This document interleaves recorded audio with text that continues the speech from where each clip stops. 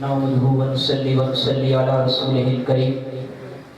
اما بعد اعوذ بالله من الشيطان الرجيم بسم الله الرحمن الرحيم قال الله تعالى في القرآن المجيد والفرقان الحميد اللہ پاک اور اس کے پیارے محبوب علیہ السلام کی توفیق سے آج میں اور آپ یہاں اس خوبصورت بزم کے اندر مل بیٹھے ہیں۔ اللہ پاک قرآن مجید میں ارشاد فرماتا ہے قُلْ إِن كُنتُمْ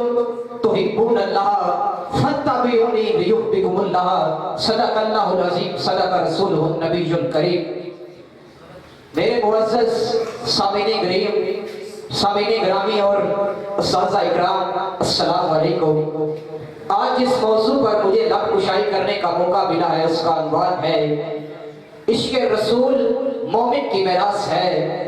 جیسا کہ اللہ پاک نے قرآن مجید کے اندر ارشاد فرما دیا قُلْ إِن كُنتُمْ تُحِبُّونَ اللَّهَ فَاتَّبِعُونِي يُحْبِبْكُمُ اللَّهُ،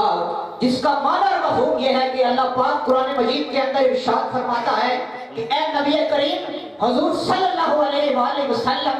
اپنی پاک زبان مبارکہ سے ان کو کہہ دو کہ اگر تم چاہتے ہو کہ اللہ تمہارا دوست بن جائے تو میری اطاعت کرو، اللہ تمہارا دوست بن جائے گا۔ حدیث مبارکہ کا ترجمہ جس کا معنی اور مفہوم یہ ہے کہ تم میں سے کوئی بھی شخص اس وقت تک کامل مومن نہیں بن سکتا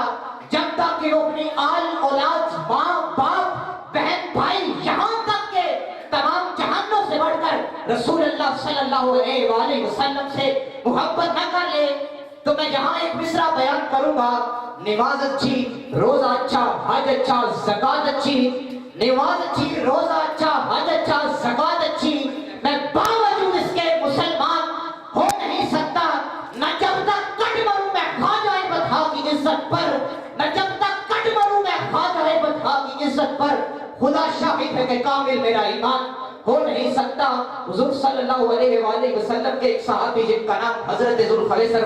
یمانی رضی اللہ تعالی عنہ ہے، حضور صلی اللہ علیہ وآلہ وسلم کی بارگاہ رسالت کے اندر حاضر ہوتے ہیں اور پوچھتے ہیں کہ یا رسول اللہ کہ قیامت کب آئے گی؟ تو آقا کریم حضور صلی اللہ علیہ وآلہ وسلم نے ارشاد فرمایا کہ تم یہ تو بتاؤ کہ تم نے قیامت کے لیے تیاری کر رکھی ہے؟ تو وہ صحابی رسول ارشاد فرماتے ہیں یا رسول اللہ میں نے کوئی خاص تیاری تو نہیں کر رکھی، پر میرے دل کے اندر اللہ اور اس کے رسول کی محبت ہے۔ تو میرے کریم آقا لجپال حضور صلی اللہ علیہ وآلہ وسلم نے ارشاد فرمایا کہ جو بندہ دنیا کے اندر جس کے ساتھ محبت کرتا ہے وہ بروز قیامت اسی کے ساتھ اٹھایا جائے گا کہ محمد سے وفا تو نے، تو ہم تیرے ہیں، یہ جہاں چیز کیا ہے، لوح قلم تیرے ہیں۔ جب یہ بات حضرت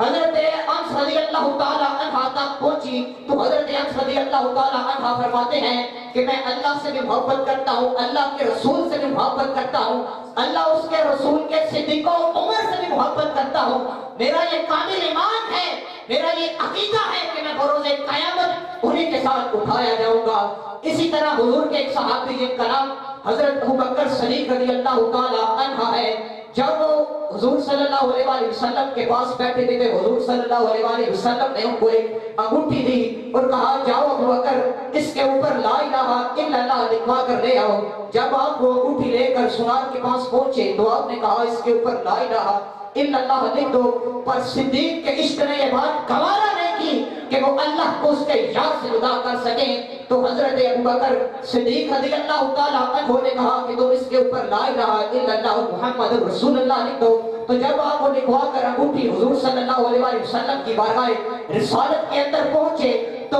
آپ نے انگوٹھی پیش کی، تو جب آپ حضور صلی اللہ علیہ وسلم نے دیکھا کہ یہ تو اپنے نام میرے اللہ کے نام کے ساتھ میرا نام بھی اور اپنا نام بھی لکھوا لایا ہے، تو حضور صلی اللہ علیہ وسلم نے ارشاد فرمایا کہ ابوبکر یہ تم نے کیا کیا ہے؟ تو ابوبکر نے کہا کہ میرے عشق نے یہ بات گوارا نہیں کی کہ میں اللہ کو اس کے یار سے جدا کر سکوں، پر اللہ مجھے یہ معلوم نہیں کہ اس انگوٹھی پر میرا نام کیسے آ گیا۔ تو جبریل امین تشریف لاتے ہیں اور کہتے ہیں کہ یا رسول اللہ جب حضرت ابوبکر صدیق کے عشق نے یہ بات گوارا نہیں کی کہ وہ اللہ کو اس کے یار سے جدا کر سکے، تو یہ اللہ نے بھی یہ بات گوارا نہیں کی کہ وہ صدیق اس کے یار سے جدا کر سکے۔ یہ عشق تھی، یاروں کا عشق تھا، دل ہے وہ دل جو تیری یاد سے معمور رہا۔